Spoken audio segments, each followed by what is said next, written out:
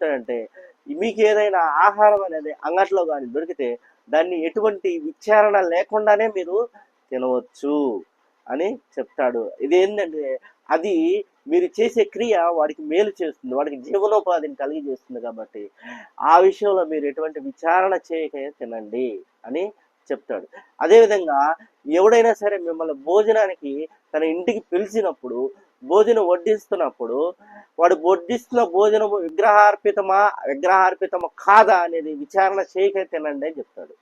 ఒకవేళ కానీ ఇది విగ్రహార్పితము అని వాడు నీకు చెబితే, వాడి విశ్వాసాన్ని బట్టి మీరు ఎమ్మటినే ఆ భోజనాన్ని మీరు రిజెక్ట్ చేయండి అని దేవుడు చెప్తాడు. ఎందుకంటే వాడి విశ్వాసం నిమిత్తము, వాడు మనస్సాక్షి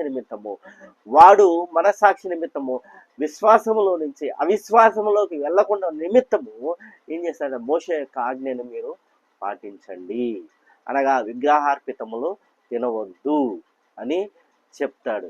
అంటే ఉదాహరణకి ఎలా ఉంటుందంటే, మీకు ఎవరైనా ఒక లడ్డు పెడుతున్నారు అనుకోండి, పెడుతున్నప్పుడు తీసుకొని నిరభ్యంతరంగా తినవచ్చు. కానీ ఒక్క విషయము మాత్రం గుర్తుంచుకోవాలి, ఇది ఫలానా దేవాలయం నుంచి తీసుకొచ్చి నీకు పెడుతున్నాను అని తినమని చెప్పినప్పుడు, ఫలానా దేవాలయంలోని విగ్రహం ముందుంచబడిన ఆ లడ్డు లేకపోతే ప్రసాదం అని చెప్పినప్పుడు మాత్రము మీరు దాన్ని తప్పనిసరిగా ఏం చేయాలంటే అభ్యంతరపరచాలి.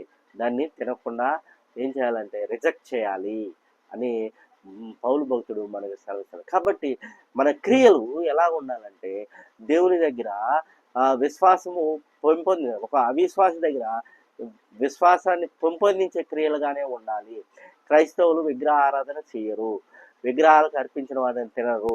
ఇది వాళ్ళకి దేవుడు మోషే ద్వారా ఇచ్చిన ఆజ్ఞ. కాబట్టి వాళ్ళు దాన్ని తినరు. వాళ్ళు ఏక దేవుణ్ణి ఆరాధిస్తాడు, సత్యదేవుణ్ణి ఆరాధిస్తారు అన్న విశ్వాసం అవిశ్వాసము కలిగిన వాళ్ళు బలంగా ఉంటుంది. కాబట్టి వాడి మనస్సాక్షి నిమిత్తము వాడు కానీ క్రీస్తులకు కానీ వస్తే ఆ విశ్వాసాన్ని మీరు పెంపొందించేదిగా ఉండాలి కానీ తగ్గించేదిగా ఉండకూడదు.